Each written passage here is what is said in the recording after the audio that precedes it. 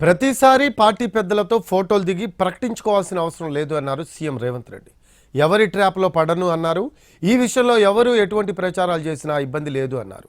తానెవరో తెలియకుండానే పీసీసీ చీఫ్ని సీఎంని చేశారా అని రేవంత్ రెడ్డి ప్రశ్నించారు.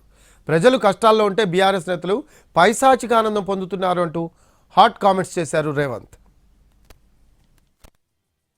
గాంధీ కుటుంబంతో బలమైన సంబంధాలున్నాయని సీఎం రేవంత్ రెడ్డి మరోసారి స్పష్టం చేశారు.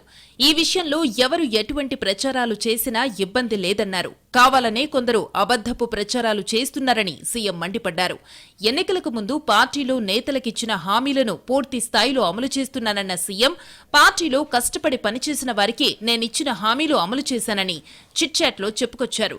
పార్టీ పెద్దలతో ఫోటోలు దిగి చూపించాల్సిన అవసరం లేదని అన్నారు. తాను ఎవరో తెలియకుండానే పీసీసీ చీఫ్ గా నియమించారా, తానెవరో తెలియకుండానే సీఎంని చేశారా అంటూ రేవంత్ రెడ్డి ప్రశ్నించారు. రైతుల పొలాలు ఎండిపోతుంటే, టన్నుల్లో ప్రాణాలు పోతుంటే, ప్రజలు కష్టాల్లో ఉంటే బీఆర్ఎస్ నేతలు డాన్సులు చేస్తూ పైశాచికానందం పొందుతున్నారంటూ హాట్ కామెంట్స్ చేశారు రేవంత్ రెడ్డి. గవర్నర్ ప్రసంగానికి వచ్చామా వెళ్లామా అని కాదు, చర్చల్లో కూడా కేసీఆర్ పాల్గొనాలని సీఎం రేవంత్ రెడ్డి డిమాండ్ చేశారు. ఎవరి ట్రాప్ లో పడనని చెప్పుకొచ్చారు. ఉన్నది ఉన్నట్టుగా చెప్పి పాలన చెయ్యాలనేదే తన ఆలోచనగా చెప్పుకొచ్చారు. అందుకే అప్పుల గురించి వాస్తవాలు ప్రజల ముందు పెడుతున్నానని రేవంత్ రెడ్డి ప్రకటించారు. తెలంగాణలో భారత్ సమ్మిట్ నిర్వహించబోతున్నామని చెప్పిన సీఎం సౌత్ ను లిమిటేషన్ చేసేందుకే డీలిమిటేషన్ అని ఆరోపించారు. డీలిమిటేషన్ పై తెలంగాణలో జరిగే అఖిలపక్ష భేటీకి కిషన్ రెడ్డి హాజరు కావాలని డిమాండ్ చేశారు. రాష్ట్ర అభివృద్ధికి కేంద్రం తీసుకునే నిర్ణయాలలో కేంద్ర మంత్రులది కీలక పాత్రన్న సీఎం, రాష్ట్రానికి రావాల్సిన నిధులను కిషన్ రెడ్డి పట్టించుకోవటం లేదని ఆరోపించారు. ఢిల్లీ పర్యటనలో ఉన్న తెలంగాణ సీఎం రేవంత్ రెడ్డిని తమిళనాడు డీఎంకే నేతలు కలిశారు. డీలిమిటేషన్ కారణంగా దక్షిణాది రాష్ట్రాలకు జరిగే నష్టం గురించి వారు చర్చించారు.